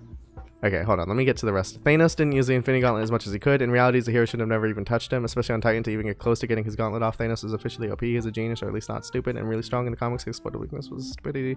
Also, they ham-fisted Thanos' father-daughter relationship with Gamora. It's really thrown on us and is out of character for Thanos to care, considering the way he was treated her. I disagree with that last point. I do not think they ham-fisted Thanos' father-daughter relationship with Gamora, because they had already established in Guardians of the Galaxy 2 that he cared more about Gamora. Well, he cared a lot about Gamora because we had already known that in Guardians 2 we had established that by Nebula that Thanos loved Gamora and hated her. So I don't think that was ham-fisted. I think it was maybe more than what we expected, but I wouldn't call it ham-fisted. As for he was more OP than he should have been, or rather he was really OP, and the fact that they even sort of got him close to losing. Yeah, well, I think what happened, well, because you had to dissect what their plan was. Their plan was just to never let him close his hand. Now, I don't know how the Infinity Gauntlet works, but that seemed like what they were implying was that like he had to, you know, make some sort of gesture to use the gauntlet. That's why the entirety of that battle was just like, do not let him close his hand or like snap his fingers or whatever. So I will say they found the weakness and were exploiting it. I generally agree with you, but I don't think it's as bad as you make it out to be. Why did Doctor Strange give up the Time Stone? It was out of character and illogical. He had no emotional tie to Tony, and giving the stone Thanos would cause him to have more power and cause more death. Some say will eventually defeat Thanos. Thanos is now more uses the power of the universe in his hand. Well, I mean, I feel like you counter yourself. Well, not counter yourself, but you give the reason why it makes sense. You say it doesn't make sense for Doctor Strange to give it up, but then also say some say giving the Time Stone will help eventually defeat Thanos. Now, it's hard to really talk about that because we don't know what's going to happen in the next movie, but I think it stands to reason that clearly Doctor Strange knows the timeline in which the series of events lead to the loss. He knows which one it is. It's only one. So I think it would make sense if this is the one. He knows he had to give the Time Stone away. We don't know how this is going to work necessarily, but I do think you address your own complaint there. He did also do it to save Tony Stark. Yeah, which would suggest that he's in some way instrumental to the defeat of Thanos. You say he had no emotional tie to Tony, which is true, but he has like we could assume that he has some sort of need for Tony in the grand plan of it. Wanda almost gives the stone to Thanos to save Vision, but instead she kills him. This was extremely stupid. She actually loved Vision. None of the previous 3 characters who gave up the stones, Loki, Gamora, Doctor Strange, cared in any way for the people they gave the stones up for. In fact, had some fun, and so it would make emotional sense if Wanda gave up the stone in that situation, but she killed Vision instead. I don't agree. I think are you saying because Loki, Gamora, and Doctor Strange gave up the stone, even though they didn't care for the people, that Wanda also should have done the same thing? I don't see why that would be the case. I'm checking chat to see your responses. She's just more pragmatic than the others.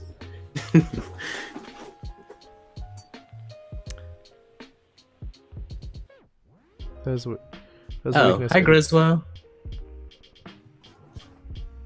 All the stones, how will it even work without a retcon? If he has all the stones, how would it even work without a retcon or plot hole?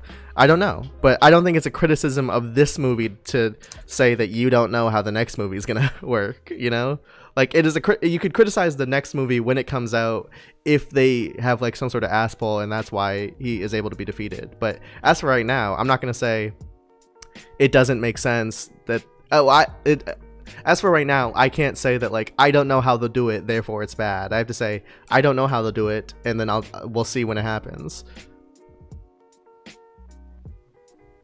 Let me address your next one. Plot holes and retcons. Why are Infinity Stones pushovers? Why can a random alien weapon deflect one of the building blocks of the universe, or that a mutant can simply destroy it? How did Cap and his crew know to show up when they did? How did Gamora know the location of the Reality Stone? Okay, so these are all separate points. Why are Infinity Stones pushovers? Why can a random alien weapon deflect one of the building blocks of the universe? I don't know what you're referring to. I assume he's saying, it's because, Thor's axe cuts through Thanos' beam to, like, hit him in the chest at the end of the movie. That is not a random alien. Okay, I think you're a little simplifying it with random alien weapon. I think it is a lot more than that. But I think you could still make that argument. Sure. I would need to revisit the scene to get a really like frame by frame analysis of. I barely even remember the specifics of it cutting through a beam. So I will revisit the movie before I comment on that. How did Cap and his crew know to show up when they did? Because they were tracking. They had said that they were tracking Wanda. They said that in the movie because they didn't want them to go. They didn't want them to go far away. How did Gamora know the location of the Reality Stone? If she knew beforehand, she should have given the Reality Stone to the Nova Corps like she thought to do with the Power Stone in the Guardians of the Galaxy. She believed it's a safe place instead with the Collector. How did Thanos know that Gamora knew where the Reality Stone was to set up a trap? Okay, hold on. If she knew beforehand, she should have given the Reality Stone to the Nova Corps like she thought to do with the Power Stone in the Guardians of the Galaxy. She believed it's the safest place. My counter to that is that I think that's sound reasoning, but I don't think because it's sound reasoning makes it a plot hole. But I get what you're saying. How did Gamora know the location? I don't know. She was just sent to look for it, and she found it. They didn't really go into it, so sure. I guess if that's a problem for you, that's a problem. And why she didn't turn it in? She never had it, you know. Like she never like. Now you could say, why didn't she at least tell the Nova Corps where it was? That seems like a reasonable thing to say, I suppose. But she never had it to give, which is why she didn't. How did Thanos know that Gamora knew where the Reality Stone was to set up a trap for Guardians of the Galaxy?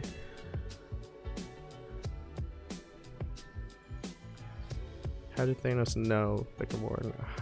So the problem was seeing the movie a month ago. I had to like actually remember what happened there. How did Thanos... What stone did he use? Oh, okay. Oh, yeah. I think... Okay, what's confusing me is you're saying Reality Stone, but I think what you're thinking is Mind Stone. No, because Loki had the Mind Stone. Soul Stone? Because Thanos already had the Reality Stone. Yeah, the Soul Stone was the last one he got. Yeah, that's what Gamora knew. Gamora knew where the Soul Stone was. Oh, you're right. So Thanos... Yeah, okay, so I was just thrown off a little bit. Because Thanos already had the Reality Stone, which is... The way I perceive that scene, and I may be the wrong one here, but the way I perceive that scene was that he used the Reality Stone to set the trap as it was happening. Like he was changing reality to make so that he wasn't losing there, if that makes sense. But I could be wrong. That is the way I perceived it. They explained how Gamora knew the location of some, but when did she say that to Nebula? We never heard the conversation. It was obvious retcon. How did Thor get healed after being burned by a neutron star? That's a good question. How was Cap able to hold back Thanos? Well, he's strong. He wasn't... Thanos was pushing around the Hulk, so... Okay, yeah, that's a good question. But it's also not like... It's not like Cap threw him, you know? Cap was like... You know, he was both hands holding fingers, like barely holding him off.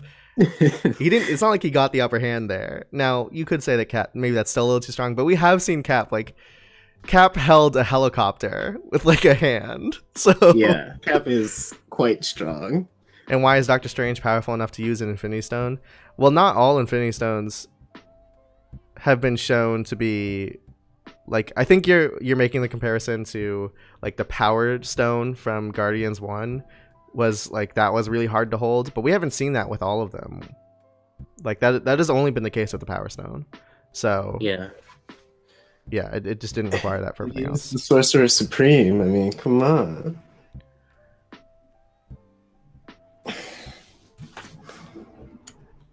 Silly Willy says it has to be an Aspel or something for it to work. Or it doesn't. We just don't know. We haven't seen the movie yet. I mean, I could say that right now I am not creative enough to think of how they would do it. But that's me being not creative enough. And I don't know. Like, the writers... When they make a mistake and it's an Aspel, then I will call them on it for being an Aspel. But until then, it's, you know, a Schrodinger's cat situation. We should get back to the chat for a second. I am reading the chat right now. I just responded to him. Oh, I thought you were responding to the notepad, but... Silly Willy says, and they just so happened to show up when they needed help. Well, they needed help before they showed up, too. Like, they needed help for a little while. There was a whole fight scene beforehand, and they showed up during the fight scenes. I don't think it was as convenient as you think it is.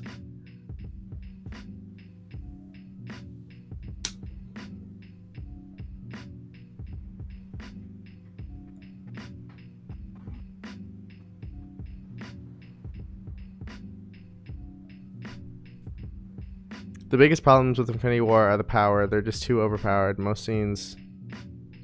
It looks like an incomplete message.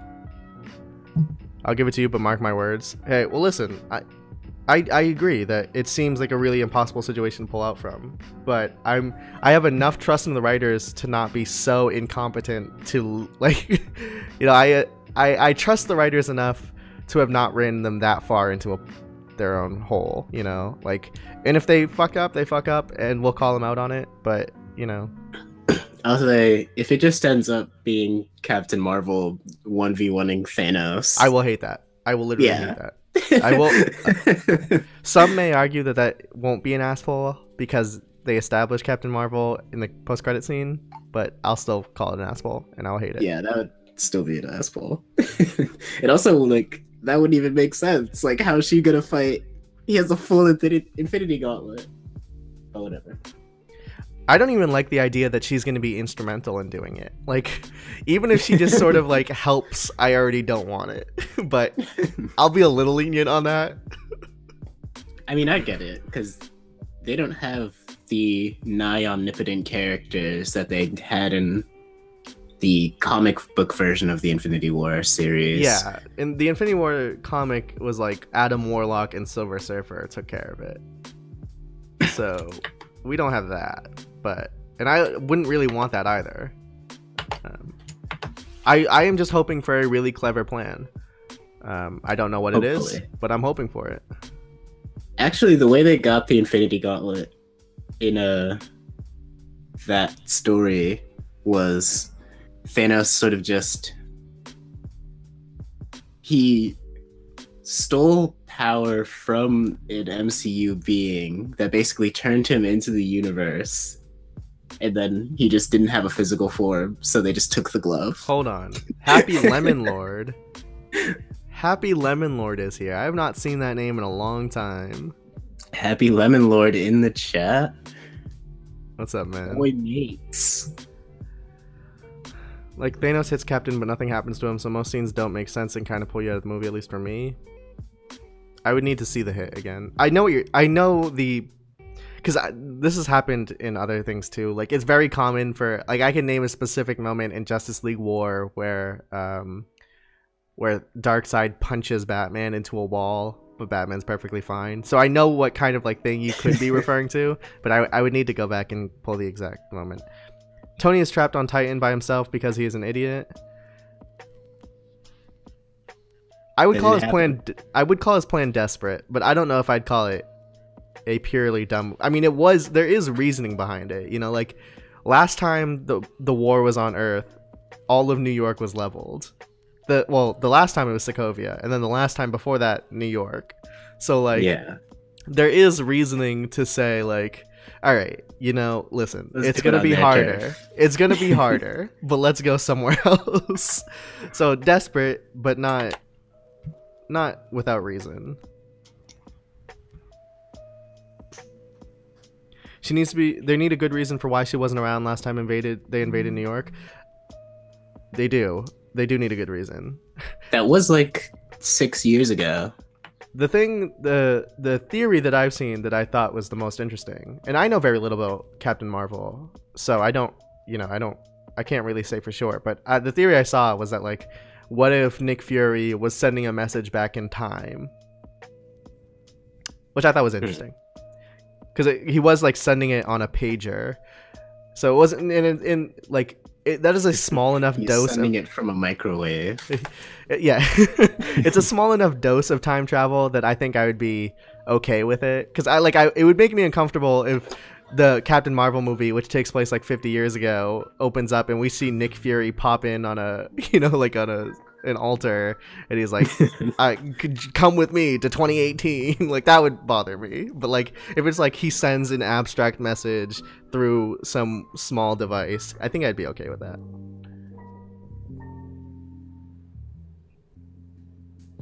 Captain Marvel is not in the MCU yet, but she was teased at the end of Infinity War, and she's getting her own movie.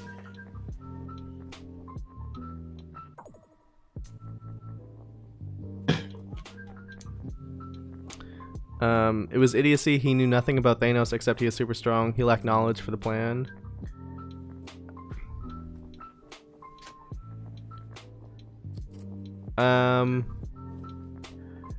Here's what I'll say. I think Tony Stark has a lot on his mind because he is perhaps the person most responsible for so much of the world's destruction at this point. Like, he has honestly perhaps more than any MCU villain, has caused so much pain and suffering. You know, through his. Did you say something? On Earth. Yeah, like he has. You know, before he was a hero, he was selling weaponry to, you know, the U.S. military, but then also like it was getting in hands of terrorists. Then he, you know, he develops Ultron. He, you know, they use his building to unleash the Chitauri invasion. Like, this guy is really not.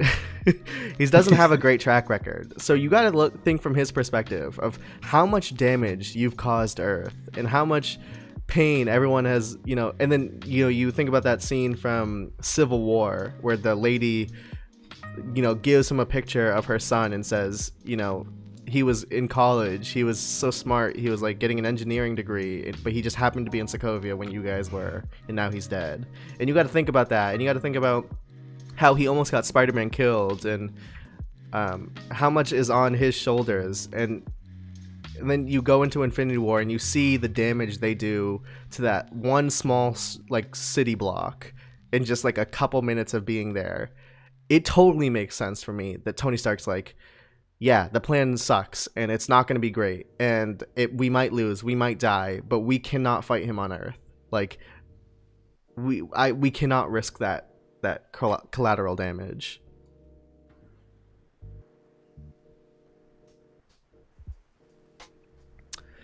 Do you think Thanos might be defeated by an intellectual philosophical argument?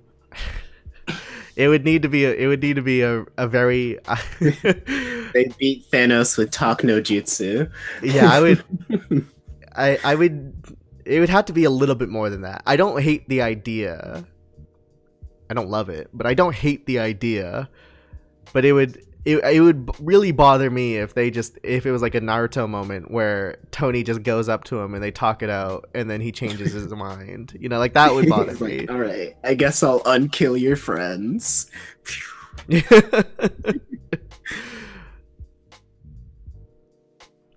I mean, like I've said, I don't know how they'll do it, but that doesn't, you know, they might, and until they don't, they've earned my, you know, maybe not for you, Silly Willy, because you don't like these movies all that much, but they've earned my trust. I enjoy these movies. I think not all of them, but at least some of them, a good amount of them, are extremely well written.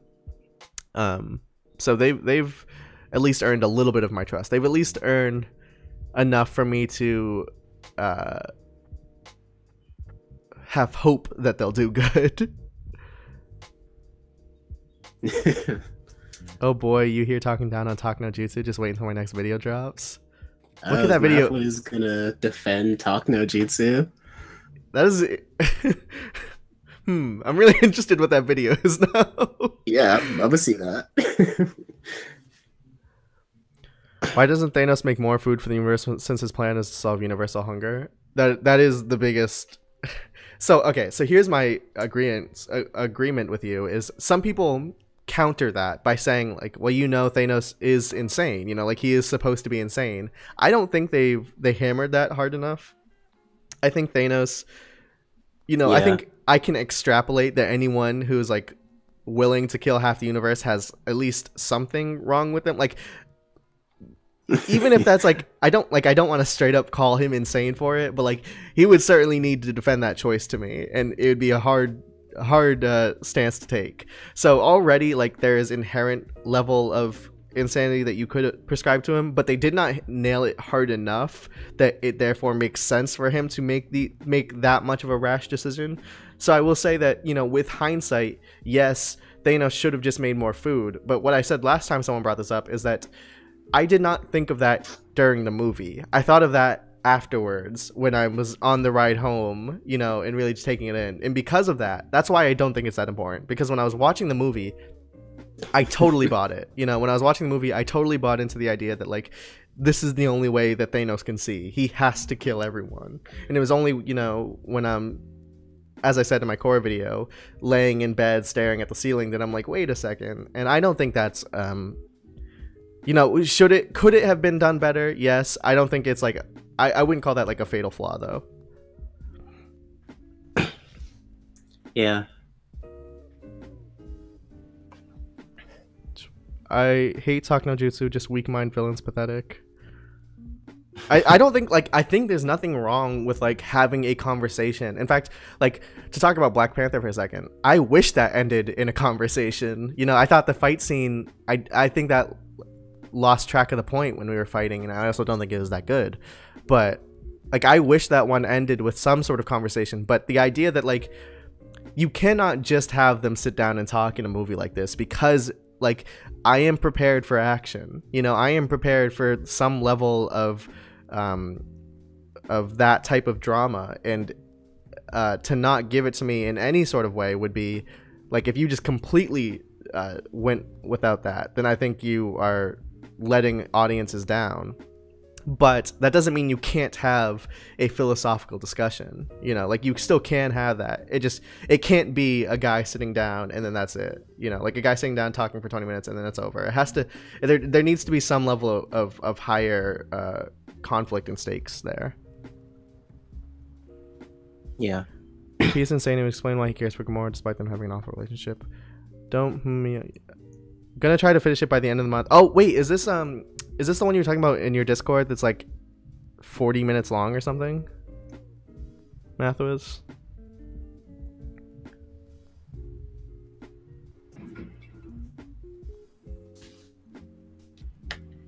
I think I like the idea that Thanos just spent so much time killing planets the good old-fashioned way that when he got the Infinity Gauntlet, it just didn't even occur to him that there's another option.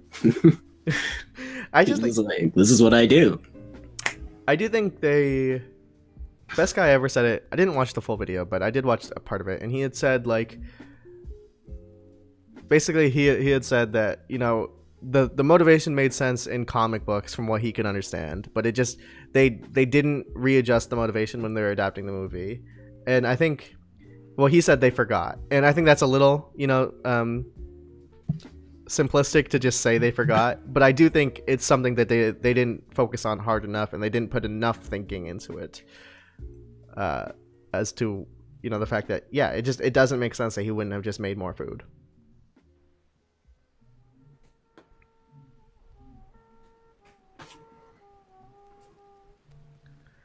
From Thanos' point of view, just giving more resources wouldn't solve the problem long term. People would continue making the same mistakes and overpopulate. But you could say that with what he did now. I mean, just because he killed half the universe doesn't mean we won't continue to overpopulate. Unless like he would just need to keep doing it. But you could just say, in the other hand, he could just keep making food. So, and he does have the Infinity Gauntlet, so he doesn't have to worry about, like, overcrowding, because you can just make new planets. Well, hold on. He tortured Gamora. He never physically tortured her, right? Because wasn't that established that, like, he would torture whoever lost, and Gamora always won. Yeah, Gamora always won. So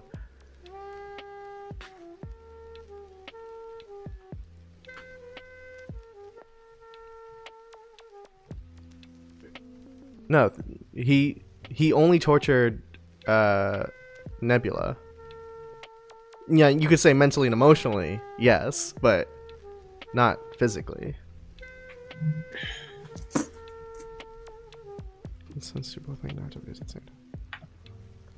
The glove does stress the user, and I don't believe the glove can create more resources. It can only restructure the stone's embodiment of the universe. They can make more of themselves. I don't understand where that was established, that they can't just make more resources.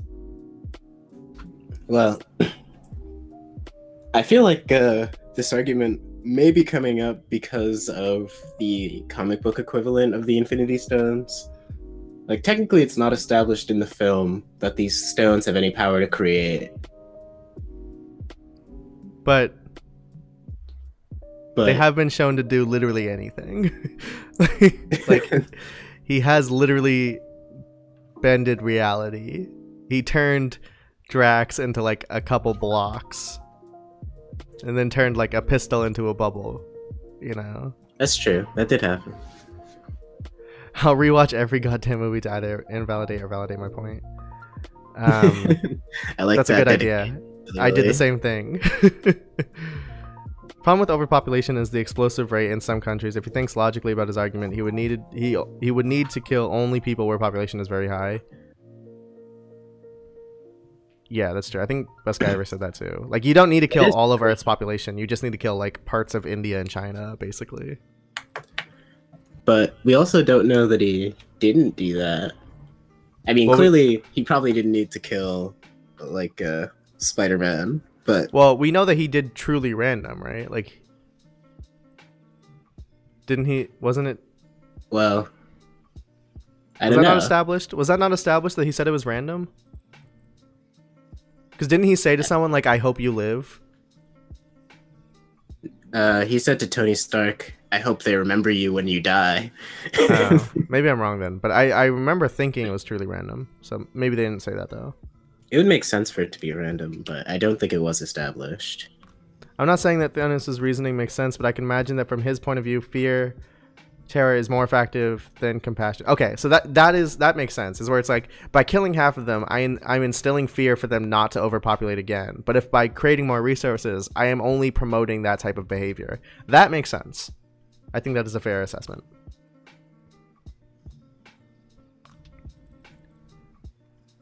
Back to normal. I think it is fair to assume it was random, but it also might not be. All right. I said we would end 20 minutes ago. we ended up just going for the normal time anyways. I love that Infinity War. All right. I think we're going to end it here though. I am going to clip parts of this out. I don't know how long the highlight video will be, but I'll go ahead and throw in the Infinity War discussion too. So because we ended up talking about it for a fair amount. But I want to thank you guys for watching. Thank you for the good points. Nice to see you again, Happy Lemon Lord. And that was a really good point about the fear thing. Silly Willy, I appreciate Not what this. I've heard. Yeah, Silly Willy, I appreciate this write up. I'm interested in your rewatch and to see your notes afterwards. Thank you all for watching. It's been a good stream. Hopefully we'll be back next week. No promises though. All right, bye. Bye everyone.